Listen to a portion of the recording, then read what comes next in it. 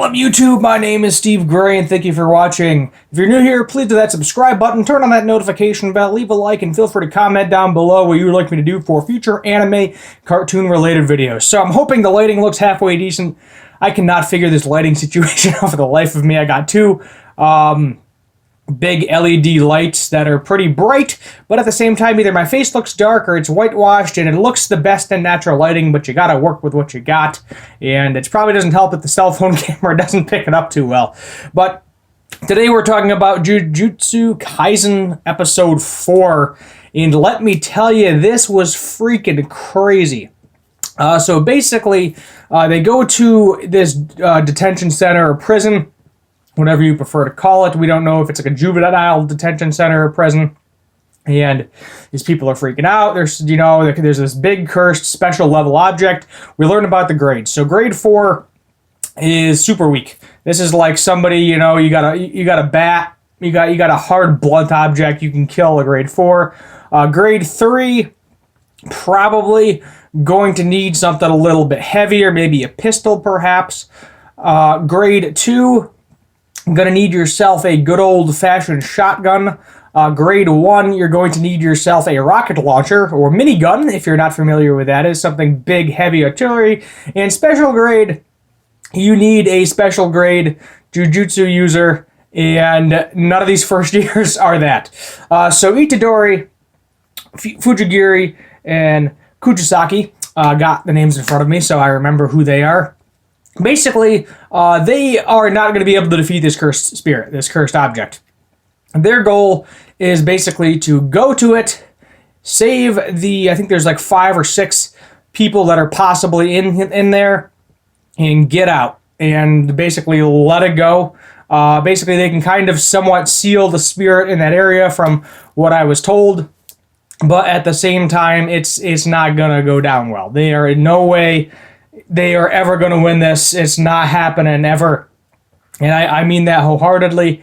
The power level difference between them is just crazy. So at this point in time, we've got to see Itadori be semi-strong. We've got to see him punch through concrete walls, etc. Seems like a pretty decently strong dude. The friggin' spirit just shows up, and neither one of them can move. So basically, Kuchisaki, she gets transported to a different cursed object, and there's like a million of these crazy floating mask, creepy faces, and then that leaves Fujigami and Itadori there to fight basically the boss, the crazy boss. And the thing I noticed right away is his fingers look a lot similar to Sukuna's fingers as well. You know how he ate the 2 fingers, obviously, at this point in time.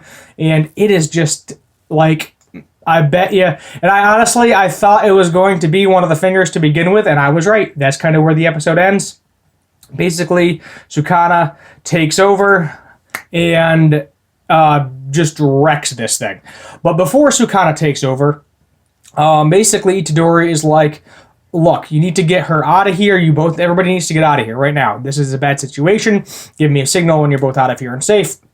I will let him loose, and then good to go. And Sukuna, being the sadistic piece of crap that he is like, if you switch, I'm just gonna kill this kid. I'm gonna kill them both.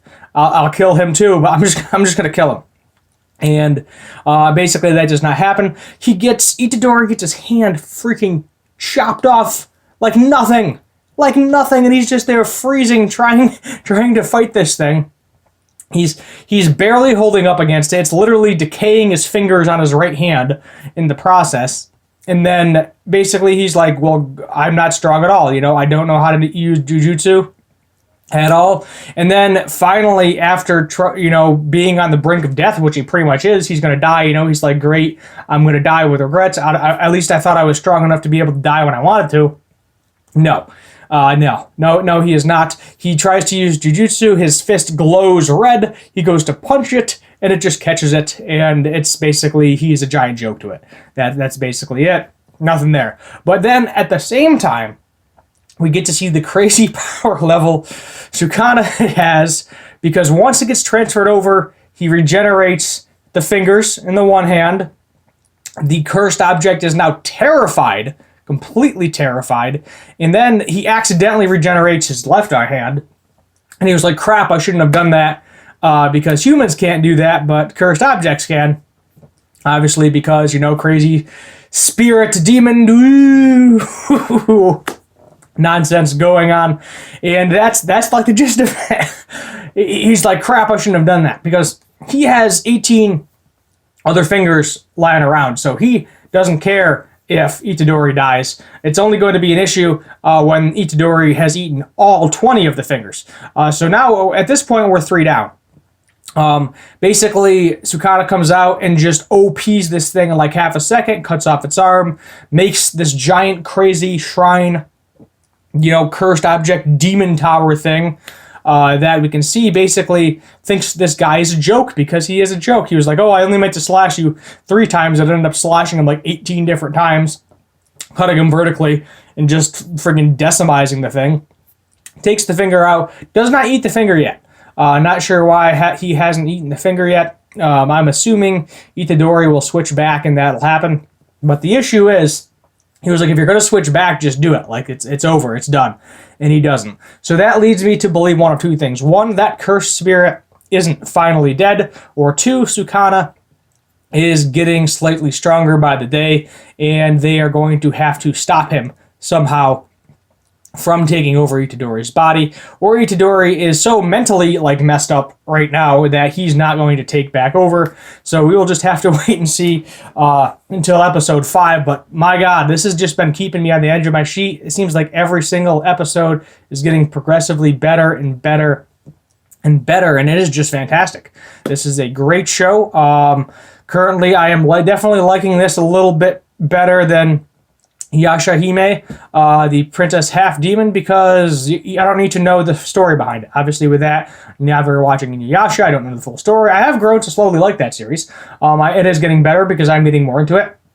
But at the same time, this is I don't need to know the backstory, all this crazy fighting, all these crazy characters, bringing in elements from many different anime. It's got DBZ elements, Dragon Ball Z, Full Metal Alchemist, Bleach, a little bit of One Piece in there too, from what I've seen, and it is just crazy. It is just crazy, the amount of crazy demon things. Maybe a little bit of Attack on Titan in there too, but I think it's only going to get better. It's going to be a hard episode to top at this point, but we're learning just how OP this person really is, how massively destructive this guy is, because you can't even touch Sukuna.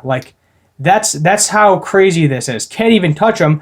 And then Gojo, if we remember, was somehow able to stop him, which doesn't even make sense. So how powerful is Gojo, being that he was able to actually stop Sukuna? And I'm guessing it's basically one of those situations where the more fingers that Itadori eats, the more powerful Sukuna becomes. At least that's what it seems like based off the second finger, because to me it seems like he's more powerful than he was when he only had the one, because we've only seen him so far, full control when he has 1 finger in his system. Now he has 2, and most likely soon to be 3 as well. So we'll just have to wait and see what happens for future episodes. But my guess is next episode is they're either going to have to fight Itadori to get him to take control again. Sukuna might just bounce and take Itadori's body, and who the heck knows what's going to happen.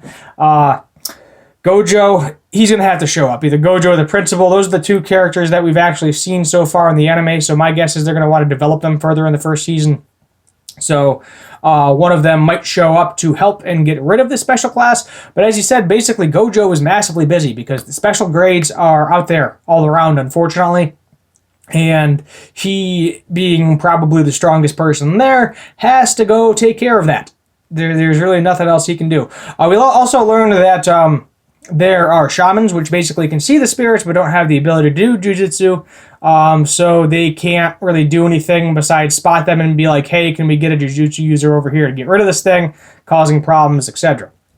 So there's definitely different grades of jujutsu users and shamans. Same thing with the cursed object, was with the different grades as well. So that is some nice, interesting backstory.